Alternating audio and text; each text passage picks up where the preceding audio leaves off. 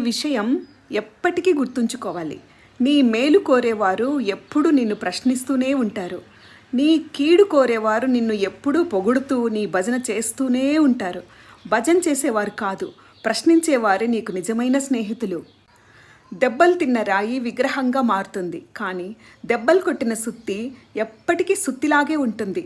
ఎదురు దెబ్బలు తిన్నవాడు, నొప్పి విలువ తెలుసుకున్నవాడు మహనీయుడవుతాడు. ఇతరులను ఇబ్బంది పెట్టేవాడు ఎప్పటికీ ఉన్న దగ్గరే ఉంటాడు. భయం లేకుండా జీవించు, భగవంతుడు నీతో ఉంటాడు. కర్తవ్యాన్ని తప్పక చేయాలి, అది నిజమైన యోగం. అహంకారం నిన్ను బతికించదు, నాశనం చేస్తుంది. క్షమించే శక్తి మహోన్నతమైనది. మనస్సు మీద నియంత్రణే విజయానికి మూలం. ఆత్మ అనేది శాశ్వతం కాదు, ఇది మర్చిపోదు, మరణించదు.